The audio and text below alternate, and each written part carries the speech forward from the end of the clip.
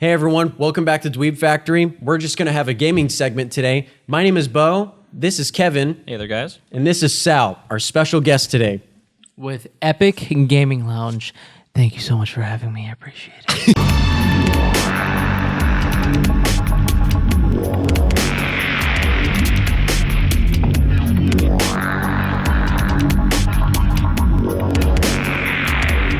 Hey everyone, welcome back to Dweeb Factory. We're going to get started with Nintendo NX, the next generation console. We're going to kick it right to Kevin to start things off. Yeah, the Nintendo NX. We didn't really get a lot of information out of Reggie from the Nintendo press conference at E3 2015. My biggest theory with this new mystery console is that they're holding off the next big Zelda installment to really drive home the console sales on this one. Mm-hmm. We saw how they kind of delayed Twilight Princess and it came out on the GameCube and the original Nintendo Wii, and that game really pushed console sales for the Nintendo Wii. If it specifically comes out for this NX console and there's no other platform that you can play the new huge open world Zelda masterpiece that's in the works, that is really, really going to drive console sales. I think that's a great tactic for Nintendo. What do you think, Sal? Yeah, I honestly just agree with you. Keeping the new Zelda game, which is a big franchise for Nintendo, big franchise, keeping it out and holding it for the next gen. This is after the PS4 and Xbox One. This is going to be awesome with the new hardware, open world, new quests. It's going to look great. I'm very excited for it. And on top of that, who knows? They might add more multiplayer games like Splatoon in. And I'm just excited. Exactly. Speaking of Splatoon, it is one of the largest played games right now. And it's actually a handheld game, right? No, that one's Wii U. Yeah. I'm getting mixed up with so many different things right now. But Wii U. It's actually, there's been some rumored things leaked out from Nintendo right now about more of a larger community getting into it. And Sal, what do you think about everything that Nintendo said about it? When I'm just hearing through this, just through the vineyard, just about Nintendo and Splatoon, I played it for 5 minutes. I went into and joined an online game, took it's a 5-10 minute game. I played it with my friend Juvilicious. Dude, it wasn't just an American server. Mm-hmm. It was international. I had Japanese players in that server. And from what I hear from the rumors, it's gonna be an esport. Nintendo's trying to push for that. Yeah. Okay, so I'm really, really, really just excited for that, for it just to be an esport game. Speaking of more things that Nintendo's going to push for, is Fire Emblem's been on the 3DS recently, and it has been a very huge game. There's been some, not necessarily gameplay news that has just been, earth-shattering with how it's changed the game or anything, but also with Nintendo really doing something pretty bold. Kevin, what do you think about Fire Emblem doing recently? The biggest news recently about the new Fire Emblem installment, Fire Emblem Fates, is the fact that the parent system that they're kind of moving over from the Awakening game is, not only are you going to be able to have these couples together, but now you're even going to be able to have same-sex couples and same-sex marriages.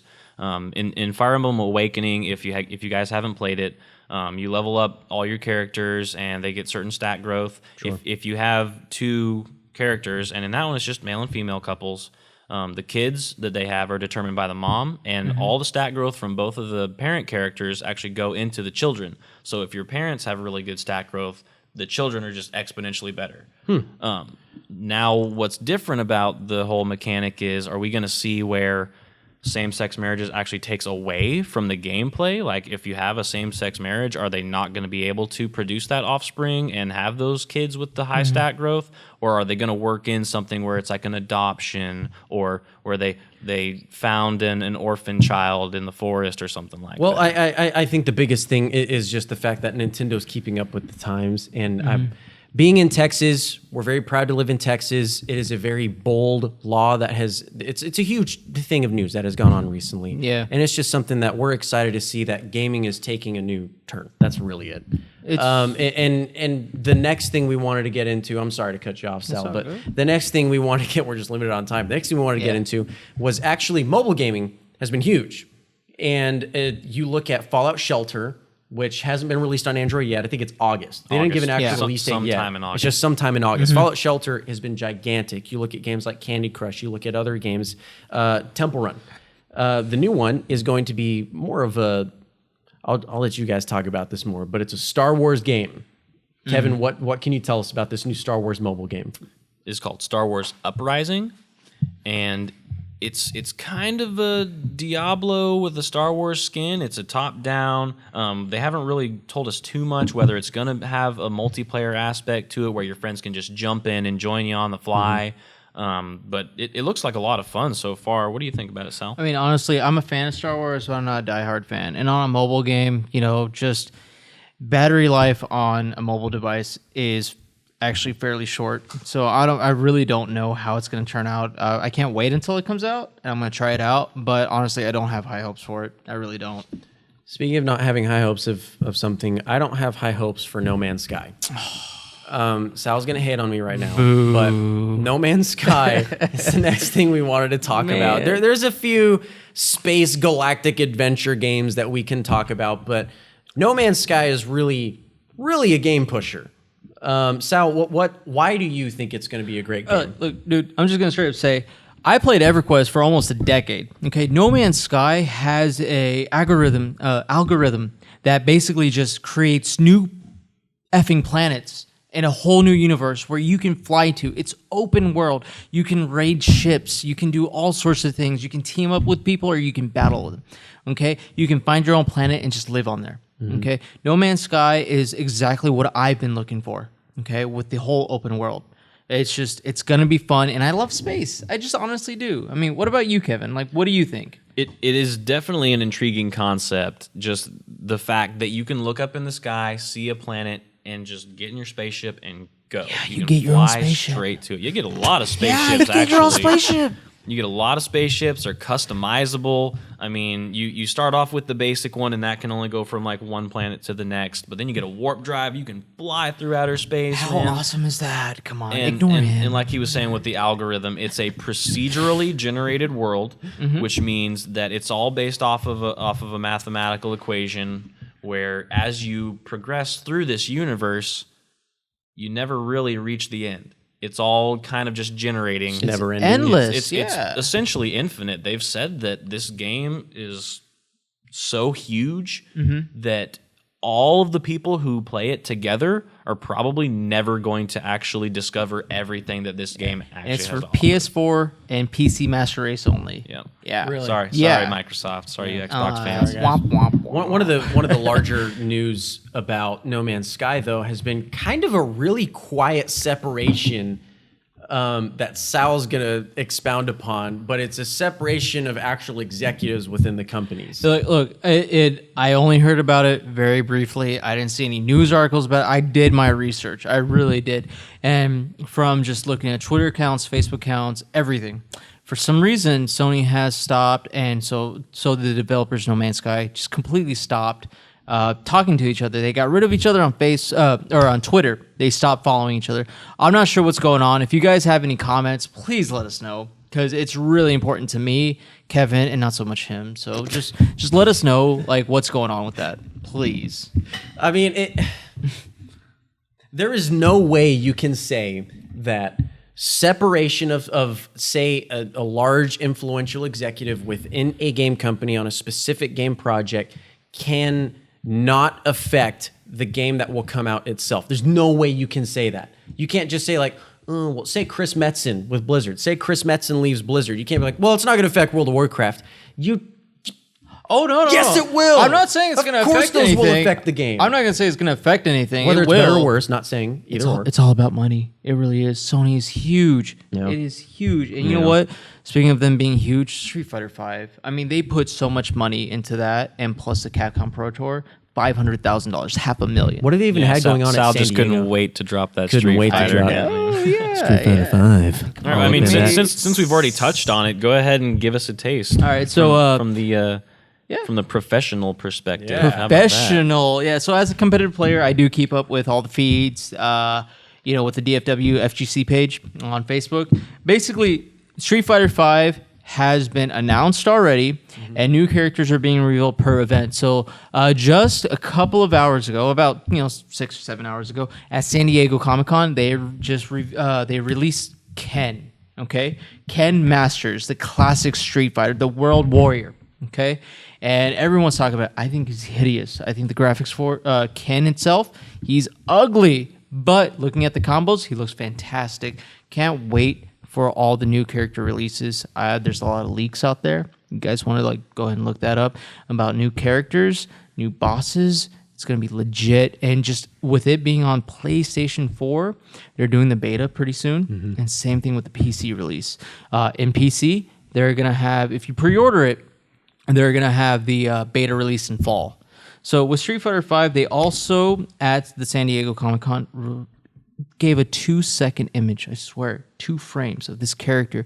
Looked like Akuma, but it was not Akuma. He had like black dreads. People think it's Evil Honda, or it's Honda in general. Or they think it's like Blanca. So I mean, Predator. Oh, no, Predator's for Mortal Kombat 10, which was just released. Oh, Lil Wayne then. That's what it is. Yeah. I mean, Kevin, honestly, what do you think about like the whole Street Fighter V just fighting game in general? I'm not a huge fighting game guy. I've dabbled here and there. I've played my fair share of Mortal Kombat, and I guess the most I've ever really dabbled in fighting games would be Marvel vs. Capcom. So I know a good bit about the Street Fighter characters. You got a couple of them thrown in there. Yeah. But as far as my experience with Street Fighter specifically goes, I mean it stands alone as one of the classic just definitions of fighting games, just starting from the arcade, and I don't have like the fight stick and everything like you guys have. I just play on my controller back home. I'll bring mine next time. Yeah, let's throw down, dude. I'll give all it in gold, solid gold. Next time it will be, yeah. But in all honesty, with us going to, with Shane Capel, the owner of the Epic Gaming Lounge, he's sending us to Evolution 2015. Evo, the biggest fighting game competitive tournament ever. Every year, and we're going to Vegas, baby. Yeah, so they're gonna actually release more information there. So I mean, what do you think, Bo? Just in general, Street Fighter is chaotic, and that's why I like it. Good. You see a lot of fighting games where it's just like Mortal Kombat. It's just one-on-one. Yeah. Street Fighter, you get and especially we saw it in Marvel vs. Capcom. Yeah. Where you have like 3 guys versus 3 guys, and you'll be like punching Hulk and stuff, and then like Ryu comes in out of nowhere. Yeah, and it's just really cool. Yeah, it's chaotic. It's dynamic. It's insane. It's what everyone has to think on their feet, especially with Ultimate Marvel vs. Capcom 3. They all have to think on their feet, but with Street Fighter 5. The way that the engine is, it's a lot more footsie based. And if you, FGC, the fighting game community, if you know what footsie means, you know exactly that Street Fighter 5 is going to be a harder game to deal with. You actually have to think, and it's not going to be lenient. So you don't get your wake up DPs. You're not going to get your wake up ultras. Consider getting Street Fighter 5 for either PC or PS4. I want you to. And meet me in the lobby. I'll beat you. 100%. Yeah. Recommended. Right. Recommended. And speaking of beating people, Humble Bundle has been beating people up with their wallets just because Humble Bundle has been putting out the best deals possible. All of us over here at Dweeb Factory some of us recently bought the Borderlands Humble Bundle, which the whole concept of Humble Bundle is a lot of it is charity donation. So you go and pay up to a certain amount, you get X amount of content. You pay $1, you get Borderlands 1. You pay $6.50 or $50, however much it was, the average at the time, and you get up to Borderlands 2 with downloadable content or whatever it is. And then you'll also get a certain percentage off of pre-sequel. It's the same that they're doing right now with actual developer content on your PC and whatever else you make games on. It's actual game creation software. Support your developers. What do you guys think about the fact that it's affordable developer software for the market? I mean, I think it's great just putting the tools in a wide range of people's hands. We've already kind of touched base on how user-generated content is almost the next step. We've seen a couple of games dabble in that, like Little Big Planet. Nintendo's throwing into the fray with the Mario Maker that's coming out this year. Really, whenever you put those tools in the creative community's hands is, I think, whenever you get some of the most fun stuff. Yeah, and you know what? Just putting those words into perspective, like support your developers, because like with games like GTA 5 on PC, they throw out mods and stuff like that, and things get remastered. And that's what's really awesome about supporting your developers with the humble bundle. It's hard to say, man. Yeah, I know, it's Can't say it 5 crazy, times but you know fast. what? Pay $5 for it, and it works. You Yeah. know? So, but speaking of remastered, I heard there's a new game or an old game, 10-year anniversary. It's God of War. God of War God of 3. War, God of yeah. War 3 is going to be remastered. Okay. I didn't play all of the God of War games. I played a lot of people played the first one, but I played 2 a lot, and then I played the one on PSP actually, which was pretty fun. Oh, nice. Chains of Olympus? Chains of Olympus, yes. Yeah, Okay. that one. Was there 2 on PSP? There were 2. I'm blanking out on the second one. Well, anyway, God of War 3 is going to be remastered, which is arguably one of the craziest God of War games out there. Yeah, it's the big climax in the series. Yes. And there's a lot of great boss fights in this that are just going to look amazing remastered. Like you said, it's the 10-year anniversary of God of War, and they're just ramping it up, putting it on the PS4. Also, those of you who have pre-ordered it actually get access to God of War 1 and 2 through PlayStation Now.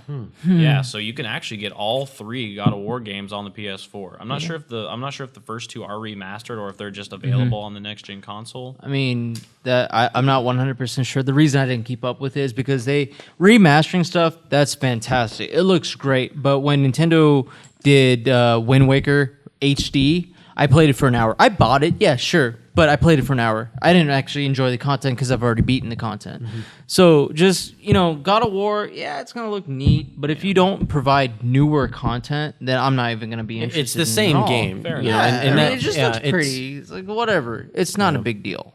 Well, everyone, you heard it straight from us here at the Dweeb Factory with our Game Talk this week. We really appreciate it having Sal, our special guest, on the show this week with Epic Gaming Lounge, as always. Please visit us. It's going to be awesome. Epic I is promise. great. Yeah, Epic is awesome. definitely. As always, we have Kevin, and myself, Bo. Thanks for tuning in. Remember always to follow us on Twitter at Dweeb Factory. Send us an email, dweebfactorytx, that's Tango Xylophone, @gmail.com. Have a good rest of the day. Thank you. How's it going, guys? If you like that video and you want to see more, please click the subscribe button Also, follow us on Twitter at Dweeb Factory. or email us directly all your questions, thoughts, and opinions at dweebfactorytx@gmail.com. And as always, peace out, Girl Scout. Boom!